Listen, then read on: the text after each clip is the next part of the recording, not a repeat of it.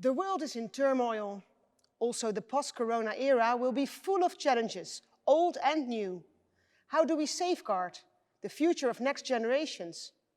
We believe the answer lies in resilience. For that, we treat you to knowledge and inspiration towards a resilient society.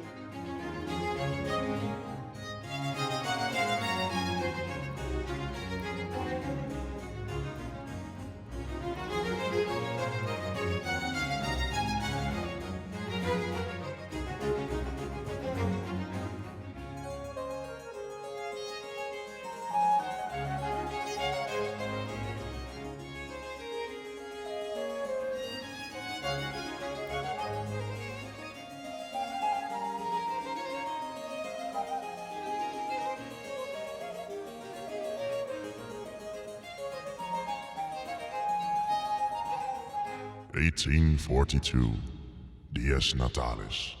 Let's celebrate!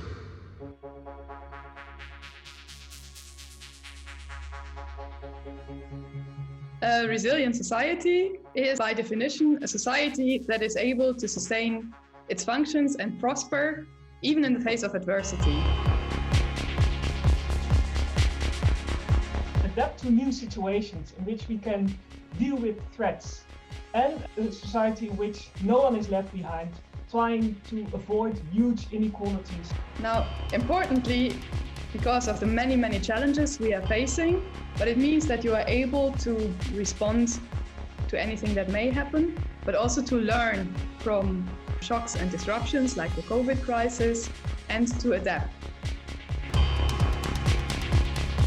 In order to make our society more resilient, the first challenge that we need to address is to identify the critical infrastructures that we have in our society. We need to address all the vulnerabilities that we have in these different infrastructures. I mean, it's no big secret. We face an environmental crisis that is accelerating. We face crises in our political systems. Artificial intelligence gives me the opportunity to build electronic partners, be it robots, avatars, or other kind of software agents that help me in my struggles to overcome the obstacles that I face. It was a very tough year, sure, but it also showed me how important the social relations are and how we are actually able to do it together. The solidarity that I felt this year was incredible, so that inspires me.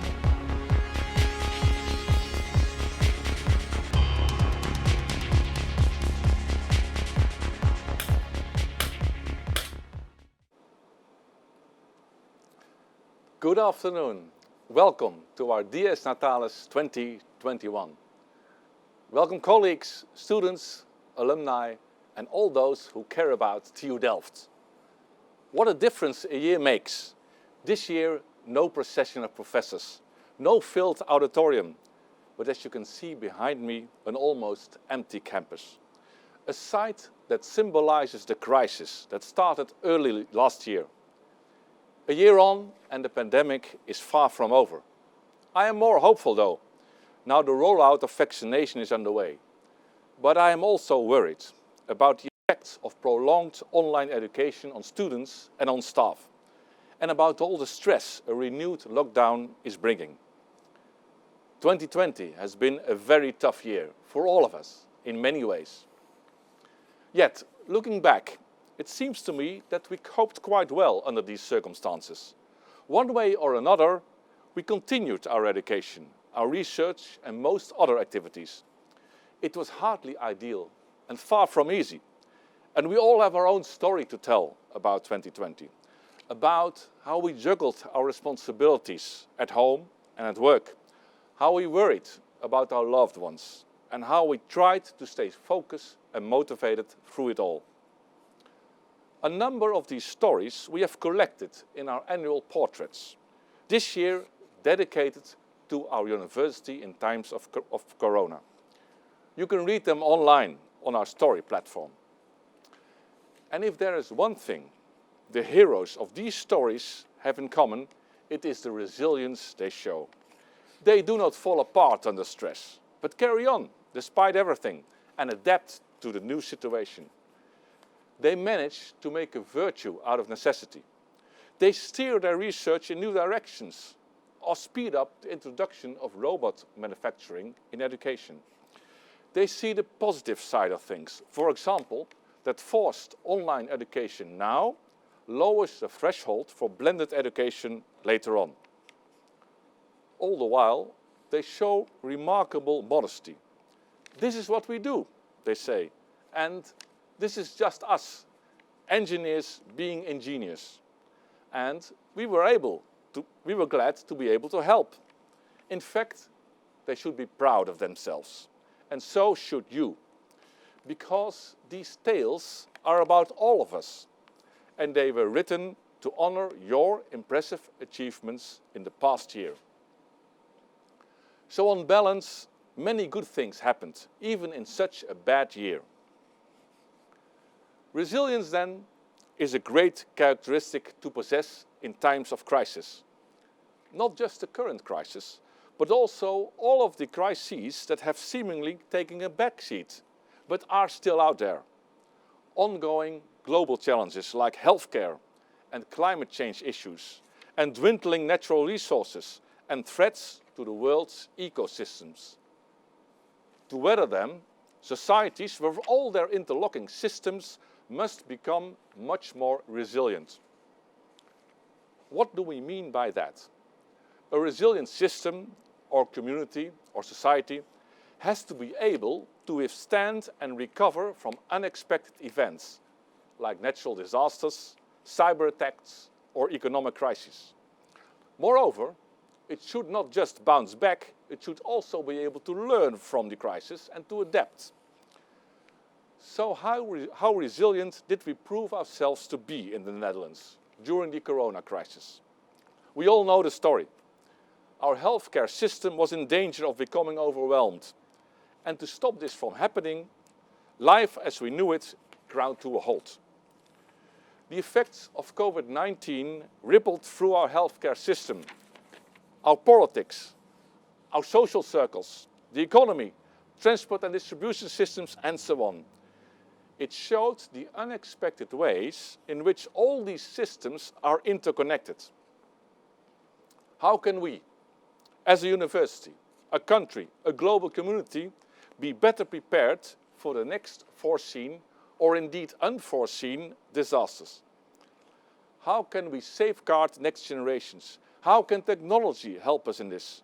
And how can we design this technology in a way that is ethical and fair, so it does not infringe our rights or increase social inequality? The current situation highlights the urgency, but these are not new questions. A lot of thinking has already gone into these matters at TU Delft and at our fellow universities. That is why this week we treated you to a wealth of insights in resilience, with showcases, talks, videos and a daily radio broadcast by BNR.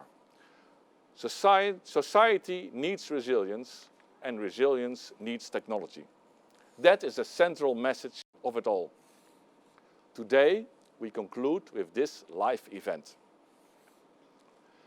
Now let me take you back to last year's Dies Natalis celebration, where we announced our plans for increased collaboration with our academic partners, the Erasmus University, the Erasmus Medical Center, Leiden University and the Leiden University Medical Center. It is our strong belief that we must merge our knowledge of the technical, medical and natural sciences with the social sciences and the humanities in order to find integrated solutions to major societal challenges. This merging of disciplines is called convergence. The corona crisis has only reinforced the importance of this. Fighting the pandemic requires not just medical knowledge, but also insights from economics, behavioral sciences and ethics. Just like resilience, it requires a holistic approach. So what has happened in the past year? Within our partnership, researchers have been working in an integrated manner on 3 focus areas. Let me give you a quick recap for all 3 of them. The first theme, resilient delta. Here we are looking at the city, the future of the port and the delta in general. Last year, researchers from the Erasmus University, TU Delft and the Erasmus Medical Center joined forces with the national program Rotterdam South. They work on issues related to urban inequality, such as health, debt and housing. Together with social scientists, we look at this from new perspectives. For example, how to design neighborhoods so it increases opportunities. The ultimate aim is to achieve broad prosperity in the region. When you look at the future of the port, the energy transition means great chances for port management, for the chemical industry and for the city and its people. We are working with Erasmus University on the relationship between port and city, in addition to existing initiatives like Smart Port. Rotterdam and deltas around the world also have to be resilient in the face of crises like rising sea levels. Climate action is already a priority at TU Delft, and this offers new possibilities. For example, we are working on new demonstrators for climate monitoring, and we are exploring the links between climate and the spread of mosquito-borne diseases. The second theme, artificial intelligence, data and digitalization. TU Delft has a strong presence in the domain of AI. Nature, the leading science journal, ranks TU Delft in its top 100 of AI research organizations as the only Dutch university. Together with Leiden University, Erasmus University and both medical centers, this can grow even stronger. Last year, we formed the AI Hub South Holland with more than 1,200 AI researchers. We will considerably expand our AI courses and minors in the next 2 years, so all 85,000 students in our region will be able to take part in specific AI courses. A number of these courses will be accessible for alumni as well. In a joint research agenda with industry and regional partners, we target 5 themes: energy and sustainability, health and care, port and maritime, peace, justice and security, and technological industry. Convergence offers us new directions, so as the opportunity to include economic models into our digital simulation of factories and production processes. Supported by the National Growth Fund and the National AI Coalition, we will see new projects this year. For example, on subjects like AI for law and justice, or a 24/7 AI-controlled renewable energy network. An important aspect is the connection of research in AI and research with AI. Over the course of this year, we will have established 24 new Delft AI labs for the cross-fertilization between AI experts and scientists who use AI in their research. Some have already started, like Machina, where machine learning is used to advance new materials.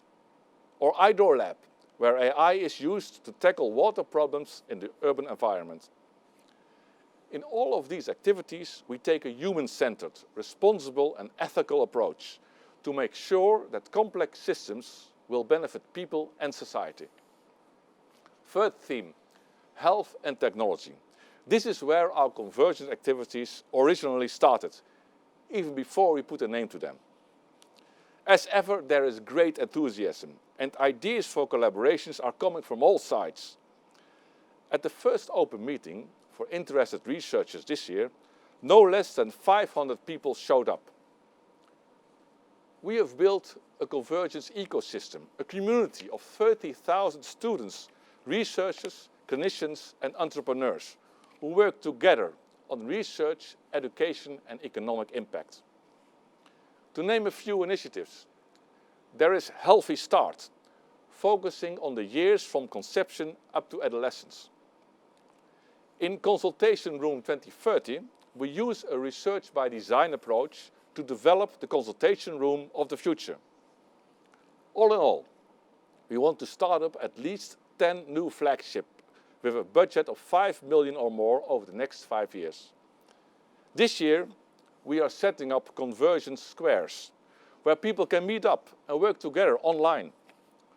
We will also increase the number of health and care-related startups on our campus and contribute to the new national MedTech program. Now, where do we go from here?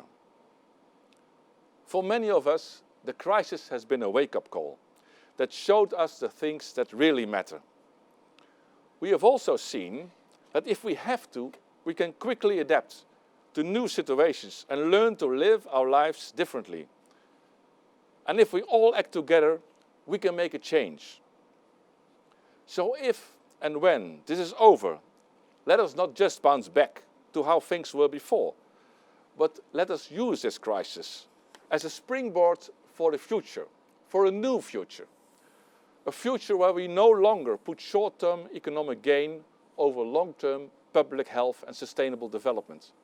Together, we can make this happen. If the past year has shown us one thing, it is that we are on the right track with our holistic approach, incorporating all areas of learning. We have also seen it during this week of resilience. Success lies in the merging of different perspectives in a way that goes far beyond a multidisciplinary approach.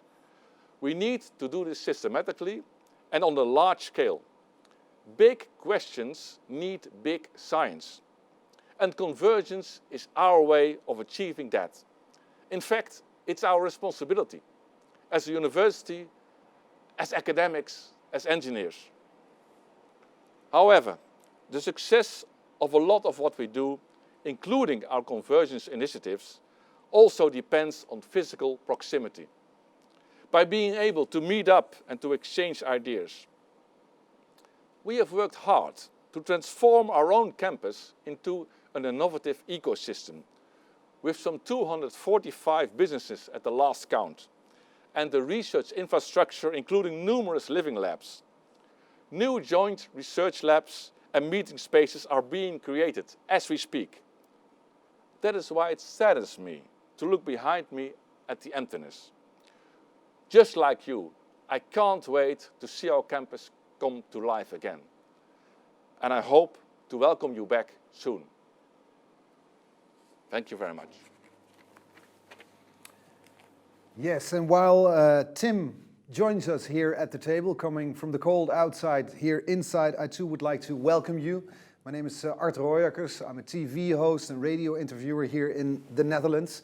And it's a privilege to be your co-host today together with Tim, even though my dad kind of disagrees. He spent his working life at the Technical University in Eindhoven, so he's pretty jealous that I'm here in Delft today, the oldest technical university of our country, of course. But I think it's great that a university is taking this responsibility and making resilient society the theme of its week-long birthday celebrations. Hello, Tim. Are you cold or not? It's a bit chilly out there. Yeah, really. It was, yeah. But I managed. Yeah.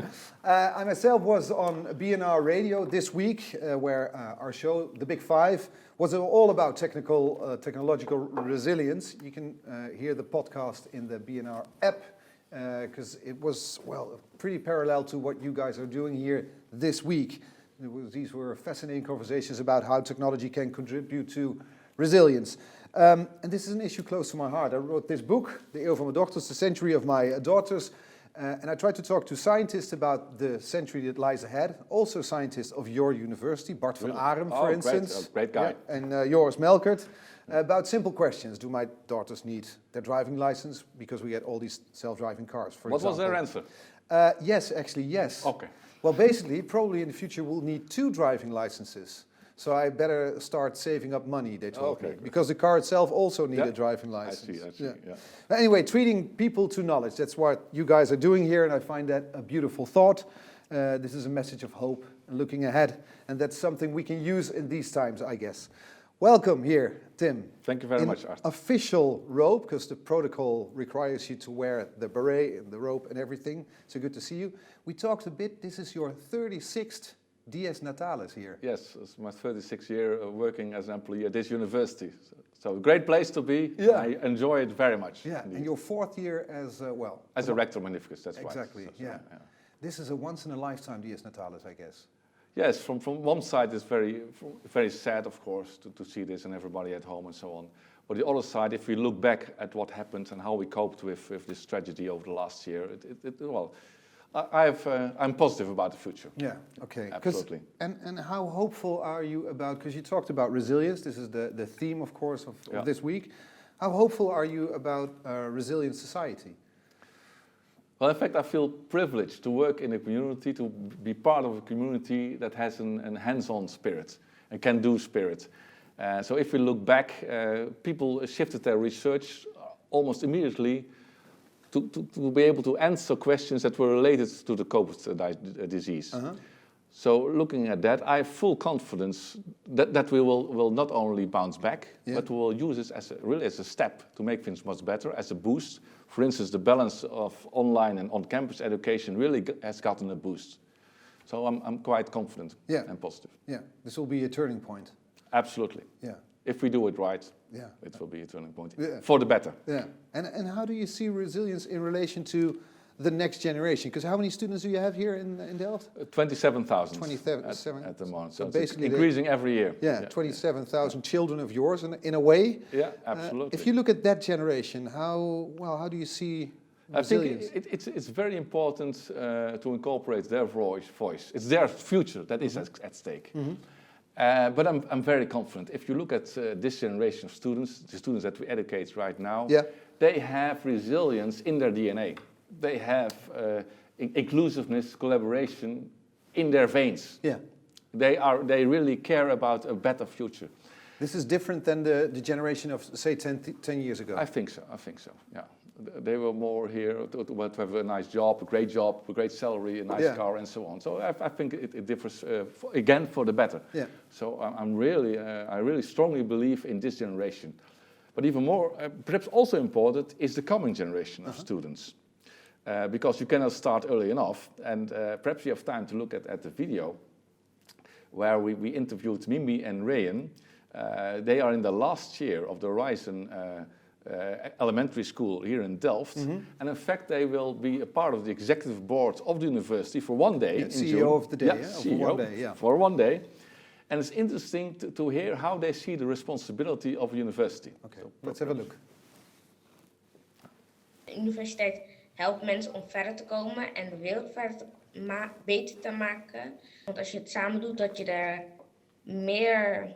Ik vind dan dat je meer erin steekt dan als je het alleen doet. Want als je het alleen doet, moet je eigenlijk alles in je eentje doen. En dan kan je niet echt heel veel vragen stellen. En als je het samen doet wel. Dat we eigenlijk meer betere uitvindingen kunnen maken en vaak gaan doorzetten. En eigenlijk bijvoorbeeld, ze hebben iets gemaakt, maar dan het nog even maken, maar dan verbeterd. Ik vind als je iets uitvindt, dat je het voor iedereen moet doen. En kijk wat er ook nog fout is en dan nog ook testen. En dan kan je misschien nog ook gelijk alles verbeteren. Iets bedenken, iets maken, het verbeteren en dan goedkoop maken. Yeah. So to improve it and then make it cheaper also. Right on the spot. Absolutely. Great, yeah.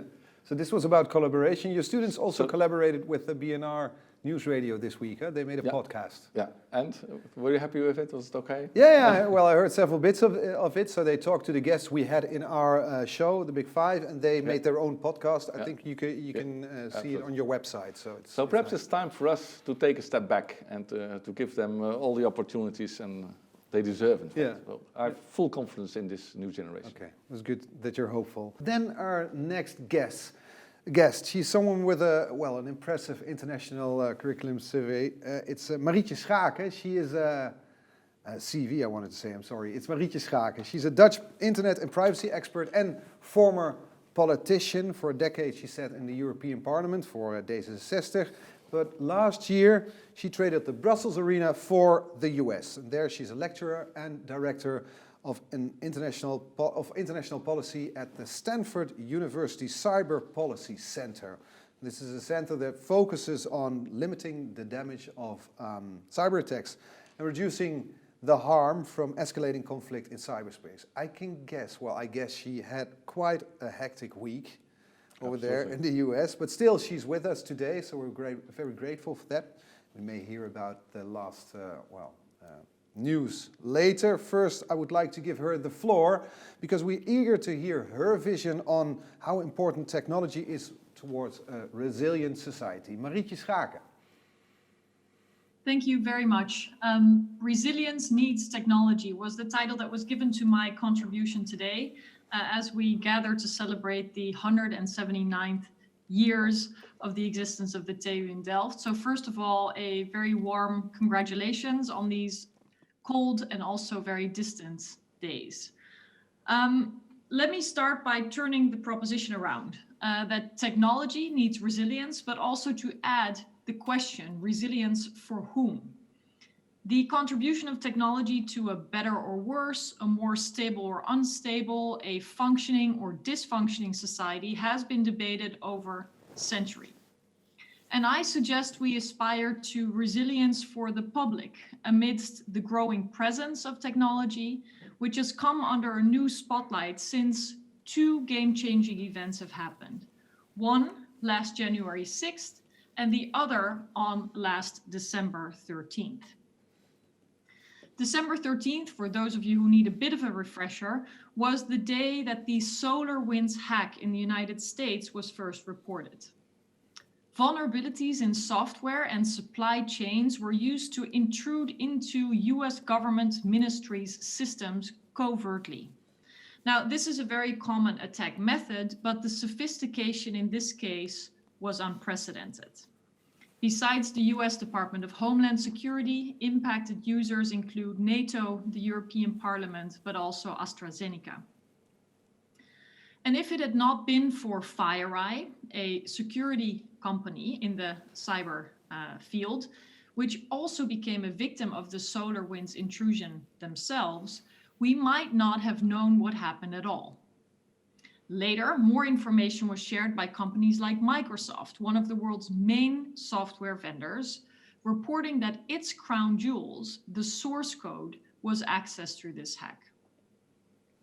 Now, the companies providing the developed world with the software to run our most vital processes, if they cannot prevent or keep out these kinds of state-led attacks, and attributions point to Russia once again, we have a significant challenge. And on top of relying on these companies for providing these sort of infrastructural services, we also rely on private companies for risk assessment, analytics, or disclosure of what happened in the case of an attack in the first place. And the kind of transparency that the company FireEye provided, which can actually hurt the corporate bottom line, the company's reputation, or trust in its services is rare. On top of reporting, the company also disclosed its own set of tools to allow for more patching to occur before intelligence agencies or criminals could further exploit the compromised software vulnerabilities. The SolarWinds hack, which is already one of the world's most impactful intrusions, reminds us once more of the extraordinary dependence on private companies in the digital world, and too often that dependence goes without clear chains of responsibility, stress testing, well-prepared tenders, oversight on the part of the public, or on the part of democratic officials. Now, when we think of cyber resilience, this term refers to an entity's ability to continuously deliver the intended outcome despite adverse cyber events. And we can see that cyber resilience is hard to guarantee, while blind trust is still put into companies building and defending our digital world. But more importantly, any technological system always sits within a larger ecosystem, within an organization, and ultimately within society at large. And we've seen how even when technological products and services are working exactly as intended, their outcomes can negatively impact the resilience of democracy. So that brings me to last week, January 6th. events that alerted the world, and particularly Americans, to the resilience, or rather fragility, of democracy in the face of technological and political disruption. The long celebrated shiny objects from Silicon Valley turned out to be vectors for destruction. One wake-up call came with the Russian attempts to influence the 2016 elections, and last week with the realization that hate speech does not stay in an online parallel universe, but that it spills into the streets and breaks into the houses of democracy. The COVID pandemic that has us connecting online now did not only lead to an intensified use of technologies, making living rooms into offices, classrooms, and theaters. The pandemic also tests both our societal and digital resilience. Because when people are more uncertain and they work in less protected digital environments, they may help create a larger and more vulnerable attack space, while disinformation finds new paths to people's minds. The information ecosystem that is built by private companies, advertising firms, has worked very well for the intended outcome of matching ads with people's interests based on the data collected and messages micro-targeted. But their unchecked power has had enormous collateral damage on public values and on democracy. It's clear that social media companies are feeling this heat and that they are swiftly moving away from a hands-off to a hands-on approach to content moderation. Over the past week, and you may have heard this debate too, there was a lot of discussion on whether or not President Trump's freedom of expression is impeded by Twitter, Facebook, and YouTube as they banned his accounts, whether it was a good or a bad decision. But for me, the fact that private firms have the power to decide whether to take the megaphone away or to hand it over, not only to a president, it's a real issue. Because these companies use that power not only to ban a president, but rather to facilitate hate mongers, violence preachers, conspiracy theorists, and others whose freedom of speech is certainly a crucial right, but may be legitimately restricted when public safety, public health, and democratic resiliency are at stake. And on top of that, social media companies do not provide neutral platforms for speech. They allow for curation, virality, anonymity, and pay for play that all help messages reach wide and far. Now, the weighing between different rights and obligations, the integrity of elections, the protection of public well-being, they are typically the territory of public policy and democratically elected representatives. But no longer, when we've seen so much power slipping out of the public's hands into the private sector, while the matching oversight, as well as scientific and public insight in order to assess risk or threats to resilience have lagged behind. And that brings us to the fragility of both technological systems and of democracy, as we can see today. So I would therefore offer that democratic resilience needs to be fortified in light of ongoing digitization, and that instead of leading from the starting point of the latest technology, we put democracy first. And such a democratic resilience agenda cannot stop at our national borders.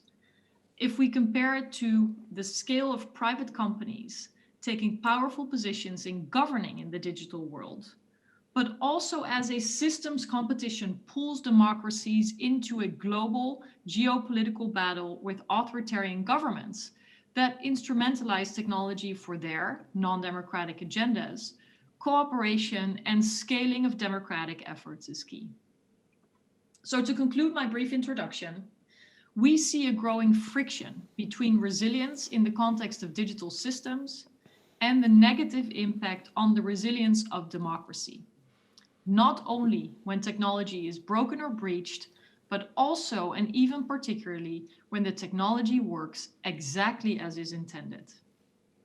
And it is my hope at this TU Delft DS, that the expertise of the many engineers that study at your esteemed university can help align democratic and technological resilience. Thank you very much. Thank you very much, Marieke. Thank you for those interesting words. I was wondering, I was talking to Tim before, and he was saying, I'm very hopeful about the next generation. I'm sitting next to an optimist here at the table, correct? Absolutely. How about you, if you look at the next generation and the topics you were talking about?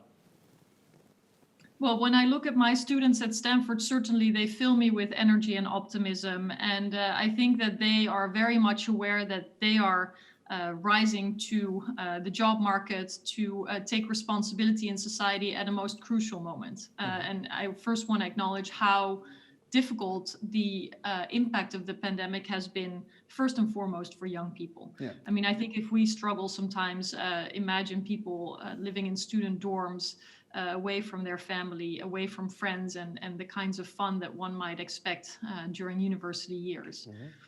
Yeah. In any case, when I talk to computer scientists and law students or political science students at Stanford, they all feel a big responsibility in terms of doing something that is a positive contribution to society. I think younger people tend to be more idealistic. So that gives me hope.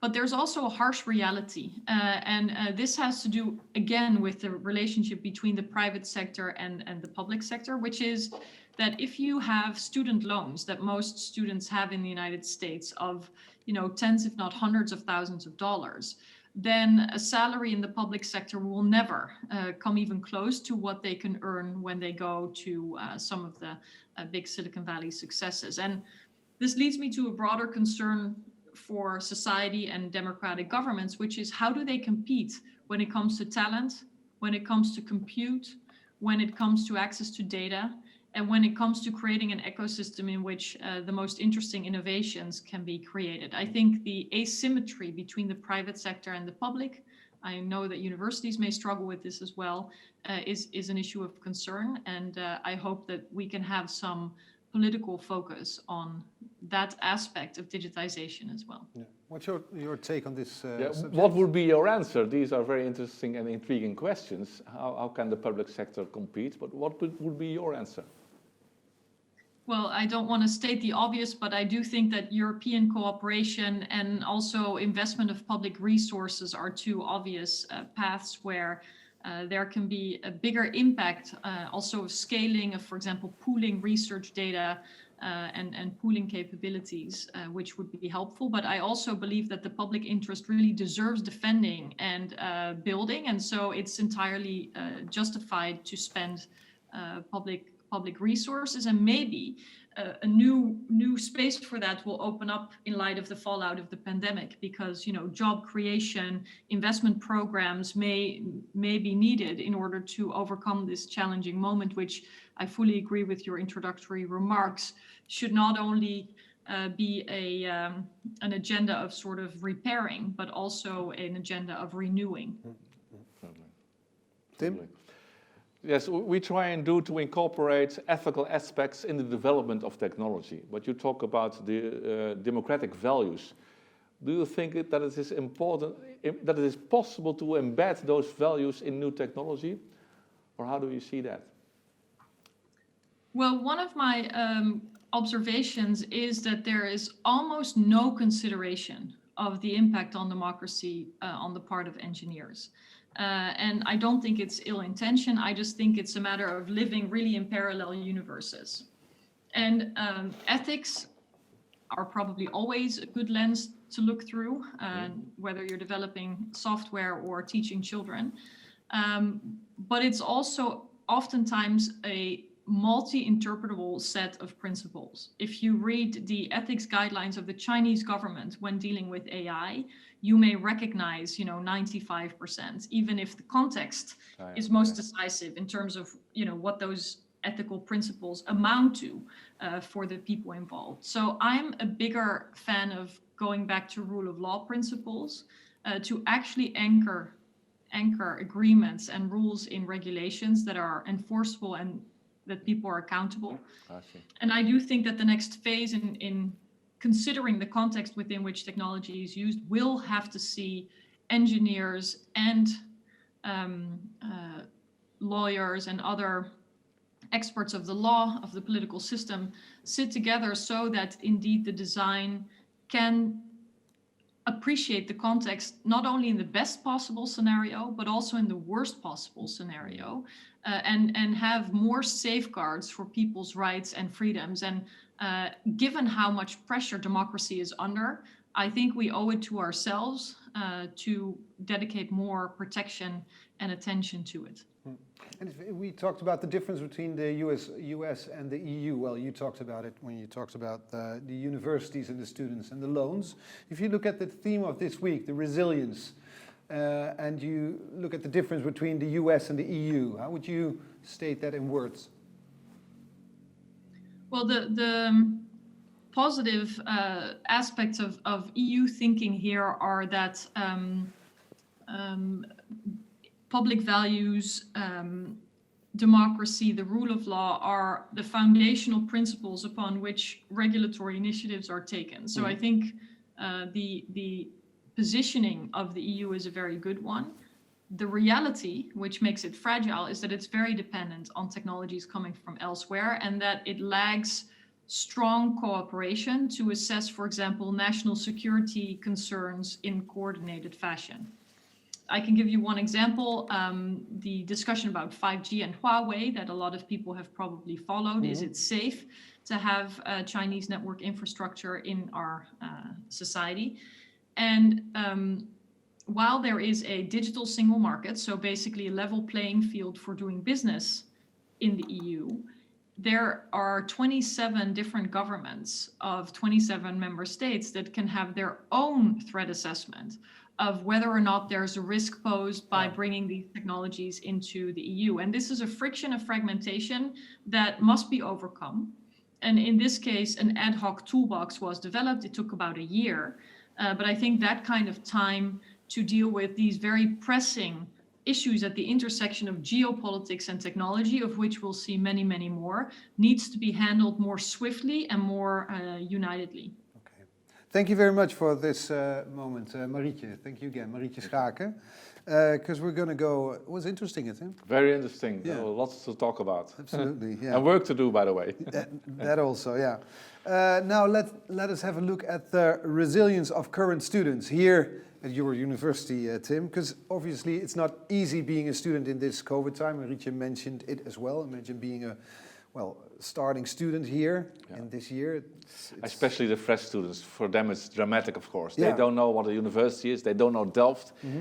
So that they're really new and they're sitting there behind their screens. Yeah. So it's a drama. Yeah, so I feel sorry for them.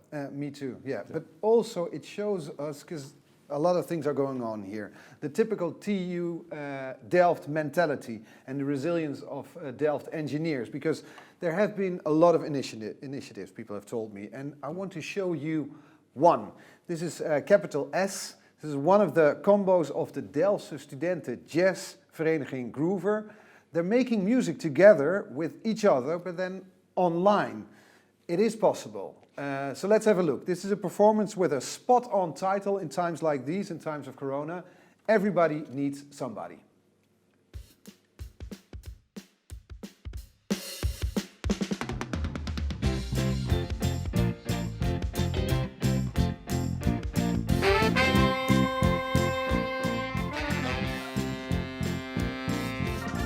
So glad to see all of you loving people here tonight, and I especially would want to welcome all the past members of Sopan Kento Hes who have chosen to join us here from the beautiful, beautiful rooms in this beautiful, beautiful quarantine. I hope you all enjoy the show, and please, people, remember that it doesn't matter who you are or what you do to live, drive, and survive. There are some things that make us all the same. You, me, them, everybody. Everybody.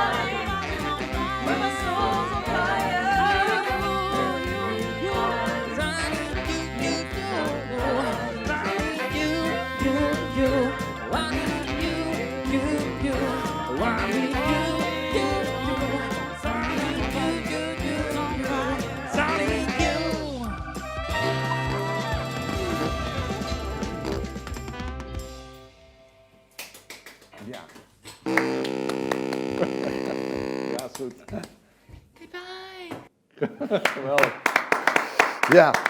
Okay, Well. so that was capital S, one of the combos of the Delftse Studentenjazzvereniging Groover.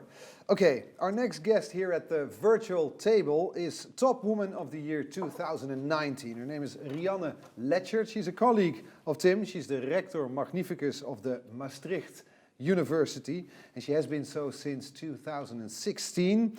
Upon taking office, she was the youngest female Rector Magnificus in the Netherlands ever.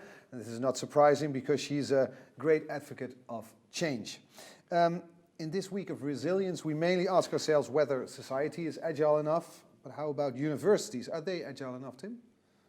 What do you think? I'm not sure. Let's listen to ask, Rianne first. How do universities change along with the challenges they face?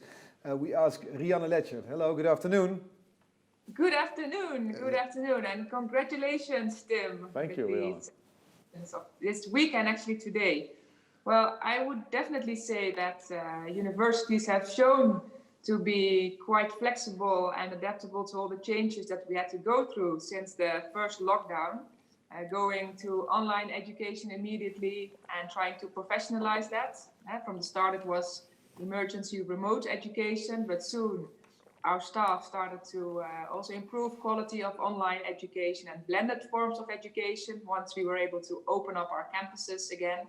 And that you should understand, without any training, without often having the proper technical facilities, working from home like I'm doing, and with children in the first lockdown and also in this period today, walking around you, and that's really not always so convenient. So I think universities are absolutely resilient, not only the staff but also the students, because as Tim rightly said, if you're a first-year student and you really have different expectations and you have to just adjust and adapt to what is being offered. So I would say yes to your question. But I also have concerns, of course, because what you also see is that students are getting more and more lonely in their student rooms or maybe with their parents, not having any social interaction. And education is more than gathering knowledge. It's also about getting to know yourself. And that aspect is really lost. And also our staff, I must say. Their work pressure has been enormous since the first lockdown. And so Tim and I and all the other 12 rectors are quite concerned as well. At the same time, being proud of what we see, but the concern is increasing every day. Yeah, the work pressure for the rectors itself is also that's always high. That's always yeah. Throughout the week here, Rianne, we have seen examples of how technology and science can contribute to a resilient society. But let's have a look at the universities themselves. Are they, well, agile enough? Yeah. Yes, absolutely. And what you've seen also, I will give you an example with regard to research, where what you've seen is when when COVID hit Europe. Very soon, and even also a little bit before, scientists would start collaborating much quicker, sharing their preliminary research results, starting networks. Of course, we got used to Zooming. I never did this. Maybe not the quickest in these things, but now everyone is doing it. And also researchers and scientists are sharing in order to try to find a solution for this COVID crisis. So in that sense, also, we've learned a lot. And I think we also must see how we can maintain the lessons that we've learned, both with regard to education, the blended education forms that we're now experimenting with, but also in the field of research. Not sit on your results until you have your first publication, but see if we can have this whole open science movement that is now growing also for the future. Yeah. One of examples also a scientific congress on transport engineering in Texas, I've been told, that was done entirely online because of the COVID crisis. Yeah, I cannot imagine us returning to a situation where we fly all over the globe just for a conference or for BSD defense and so on. So that will really change. Yeah. So how do you think the COVID crisis, Rianne, will contribute to academic resilience? How it will contribute to, well, I think that our behavior has changed. Yeah. And for those of us who were reluctant to, for instance, delve into all the technical digital opportunities, now you had to do it. Mm-hmm. And that will remain. And as Tim is saying, with regard to traveling, I will not go for a conference anymore that is absolutely it has to be absolutely necessary, but even traveling, commuting from Maastricht to The Hague, I would do that a few times a week. And of course, I miss it now. I would have loved to be in Delft actually today. That was really something that we hoped for. But I won't go anymore for a meeting of 2 hours. I would tell the partners, well, let's have a Zoom. And let's have a Zoom was a sentence I didn't even know. So in that sense, we will have more flexibility in our agendas, having also more room to plan. And I think that will definitely stay also for the future. And it will have positive effects on climate, if you're not driving, flying all over the place all the time. And that is there to stay, absolutely. But also you'll miss something, because I talked to somebody of ASML yesterday, Jos Benschop, and he said the most important thing in a company, if you look at innovation, is the coffee machine. That's where the most important conversations take place, people meeting each other, talking about the things they are occupied with. If you only Zoom with your colleagues, you missed that moment, of course. Yeah, but that's why you say if you only Zoom, I would never go for that kind of scenario. But it's a matter of balance. It's a matter of trying to plan in a way that you still have social interaction on the workplace, same for students, of course, and be able to plan a little bit also around your home situation. That was never really possible for academics, by the way, much more flexible than for support staff. But we're, for instance, in Maastricht are now developing a policy, Future Work at UM, which has many more components of facilitating working at home. We would never have done that if we were not in this situation, because staff also indicates that they would like to preserve certain aspects of working the way we do now. But of course, everything in balance, because you need to see your colleagues, especially also your newer colleagues. You learn on the job. If you're only sitting at home on your own, you will miss those elements. But it will be a mixture. I really believe that it will remain a mixture. It will be hybrid, What do you think, Tim? I fully agree, absolutely, But I don't know what the final balance will be. We have to see.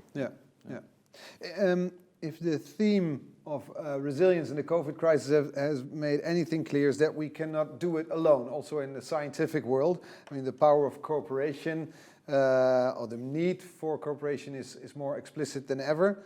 But I was talking to some people and they told me, well, the academic reward system is basically, it's very much geared towards individual rewards. If you only look at the many individual grants, for example. What do you think about that, Rihanna?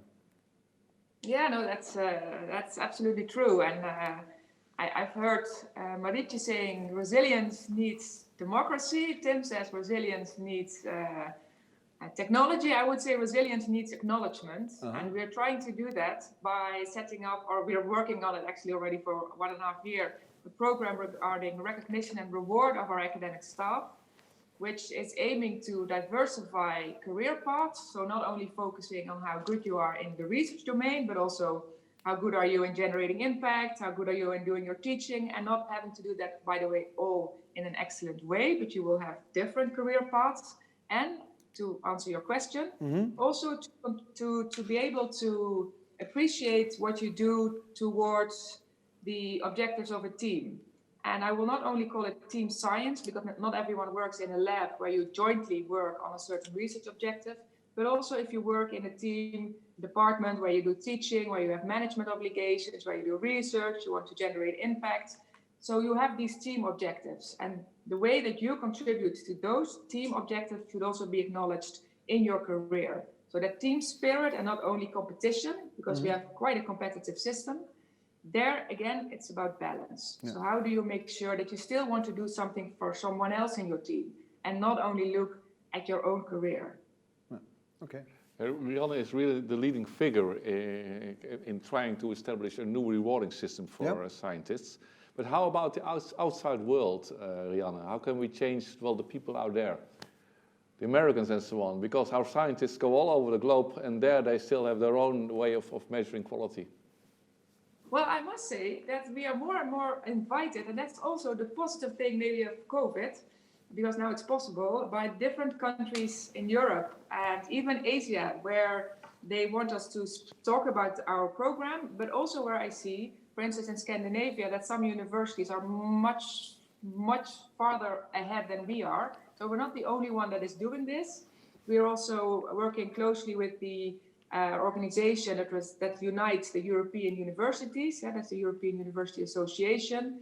So there are different developments that show that also other countries are interested, and not only the institutional framework, but also, for instance, the Global Young Academy and the Young Academy of Europe. That's the generation where we're doing this for. So if they walk along with us, that will help. That will definitely help. So I'm not so concerned there, Tim. It just takes some time to follow the Dutch. Good to hear. Good to hear. Be a bit patient, yeah. And today, obviously, we look mainly at the research side of university, but if we look at the educational task of a university, how do you, we talked about the current generation here with Tim, but how do you educate the current generation to play a crucial role in creating and sustaining a resilient society? Yeah, but I think that's part also of our program, because if we are going to enable career paths for our younger staff, that they can also become, for instance, a full professor because they are innovating their education, they really are role models also in education. Now that is very difficult. You really have to be very good in your research and then you can make those steps. But now we want to really give emphasis and put also our teachers in the spotlight. Mm-hmm. And I think that will also create lots of new teacher profiles that will help in what you are just sketching as an important step towards the future. So I'm not so concerned there. No. I'm not sure how Tim is viewing that. No, I absolutely agree. Perhaps, like I said before, well, my generation, I'm much older than you, has to take a step back and leave it to the younger generation, because they're really working in the right direction and they have the right motivation. Yeah, absolutely. Yeah. Okay. I'm curious about the background, Rianne. What are we looking at behind you? What is that? Yeah. Everyone asks me that. Yeah. I should start a bit. That's the intention. It's a painting, but then on fabric. Ah, okay. It's beautiful. Yeah, it's very nice. Thank you so much for joining us, Rianne from Wonderful. Maastricht. Thank you very much. Thank you for having me. Yeah. Tim, yeah, it was, we started with it. It was a once in a lifetime DS Natalis, I hopefully, guess. Hopefully. Yeah. Let's hope the 180th will be, well, back normal, on campus, standard again. Absolutely. And shaking hands. Will we be shaking hands again? I'm not sure. I don't know. Yeah, maybe Hopefully. waving from 1.5 meters. Yeah. No. It was a privilege to be here with you. I think you have some last words for Thank us, you right? very much, Artjes. Well, we can have a toast. Yeah.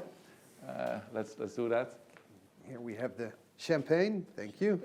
And Rianne and Marietje, do you also have your yeah, you see, they have their champagne as well.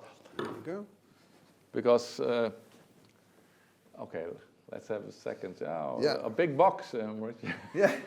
We're going to do the toast from afar. Yeah. Yes, to everybody out there, thank you very much for all your energy and all your achievements during the past very bleak year, up to a much better year. Happy birthday to all of us. Happy birthday to all of you.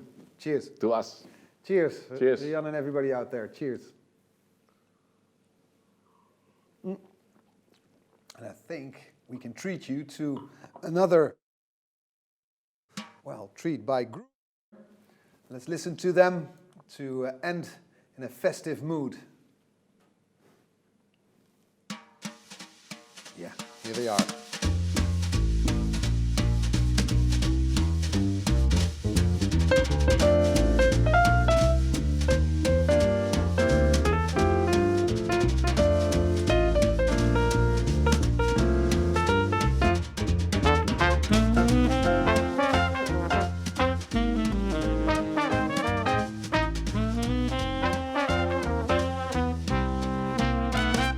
Happy birthday to you. Happy birthday to you. Happy birthday, dear TU Delft. Happy birthday to you. Happy birthday to you. Happy birthday to you. Happy birthday, dear TU Delft. Happy birthday to you.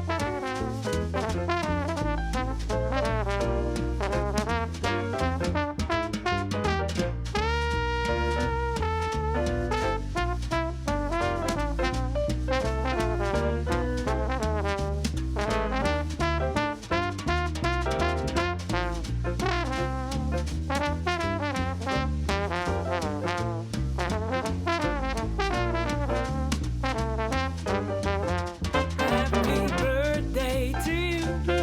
Happy birthday to you.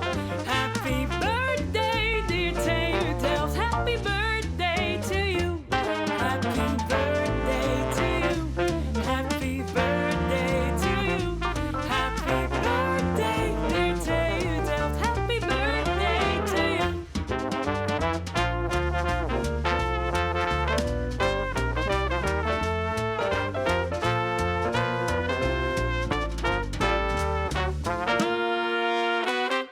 Happy birthday to you.